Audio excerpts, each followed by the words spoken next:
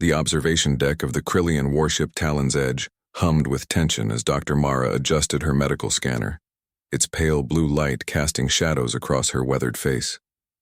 Beyond the reinforced viewport, 3 moons hung like watchful eyes over the contested colony world of Arcturus 7. "You should not be here, human." The voice rumbled from behind her, deep and predatory.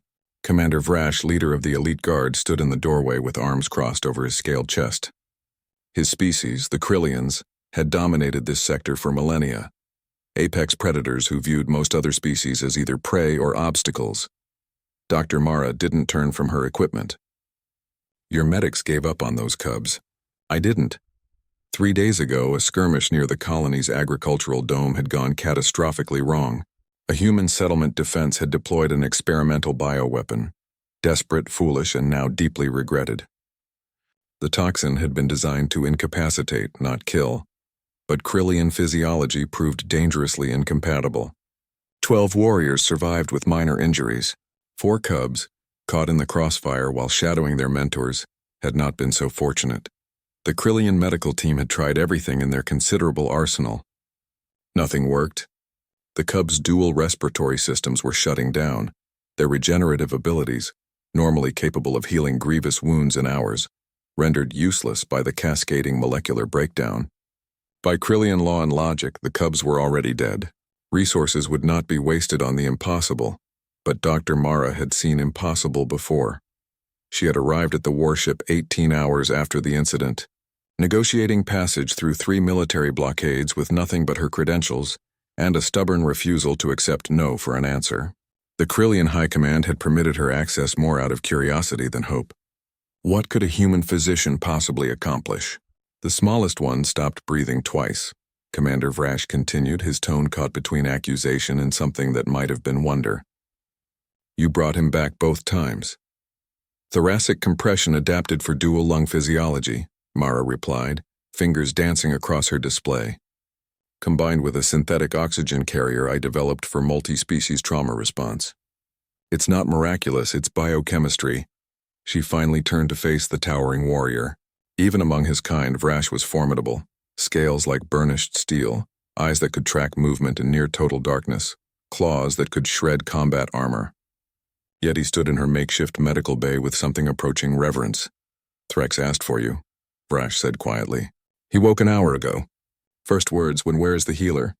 Mara felt the familiar tug in her chest. The reason she'd chosen this impossible profession, working in the margins between species who often hated each other. "Take me to him." The recovery chamber was dim, adapted to Krillian preferences. 4 pods lined the walls, each containing a cub in various stages of healing. Threx occupied the nearest pod, his young features, barely 10 standard years by human reckoning, pinched with residual pain. When Mara approached, his eyes opened, pupil slits dilating. "Healer," he rasped, the word carrying weight in the Krillian tongue. Not doctor, not physician. Healer, a title reserved for those who worked miracles. "How are you feeling?" Mara asked in accented but functional Krillian, her neural translator smoothing the rough edges. "Like I swallowed fire and drowned in ice." Threx attempted a smile, revealing rows of developing fangs. "The others?" "Recovering. Kess will be awake within the hour. Drawl and Vix by tomorrow." Mara checked his vitals on the pod's display, nodding with satisfaction. "You're healing faster than I projected.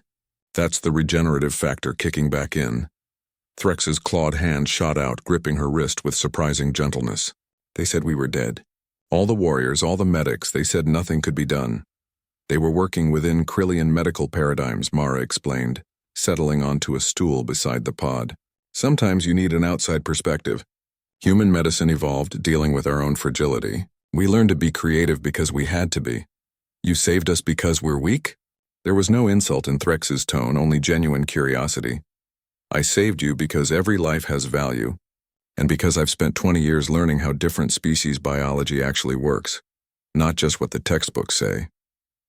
She gently extracted her wrist from his grip. "Also, I'm stubborn. Comes with being human. The guard calls you miracle worker." Threx's eyes gleamed in the low light. "What do you call yourself?" Mara smiled, tired but genuine. "Physician. Just a physician." Commander Vrash found her 6 hours later in the medical bay, surrounded by data screens displaying complex molecular models. She hadn't slept since arriving on the ship. "The High Command wants to meet you," he announced. "They wish to understand how you accomplished what our best could not." "I'll write up a full report," Mara said absently, manipulating a holographic protein structure. "But the short version? Your medical training emphasizes warrior durability and rapid regeneration. Mine covers everything from baseline human fragility to xenobiological edge cases. Different tools for different problems." Vrash moved closer, studying the screens with professional interest. "You modified the toxin's molecular signature, turned it against itself, repurposed its binding mechanism to carry an enzymatic cleaner, yes. The cub's regeneration did the rest once the blockage cleared." She rubbed her eyes, exhaustion finally catching up. "It's not magic, Commander. It's just medicine practiced with empathy and persistence. The cubs will carry your name in their warrior songs," Vrash said solemnly. "Among my people, this is the highest honor." "I don't want songs." Mara finally looked at him, and Vrash saw something in those human eyes that gave him pause. A steel core wrapped in compassion. "I want a ceasefire. I want both sides to remember that we're all just trying to survive out here. And I want your High Command to establish real medical cooperation protocols, because the next time something like this happens, I might not be available." Vrash's laugh was like gravel in a landslide. "You negotiate like a warrior.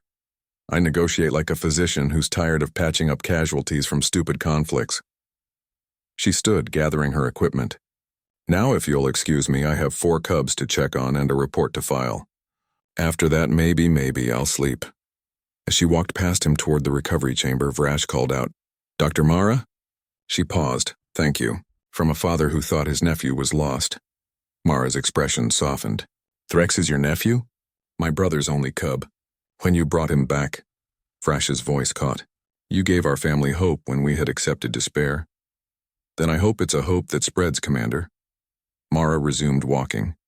"Because the galaxy needs more healers and fewer reasons to need them."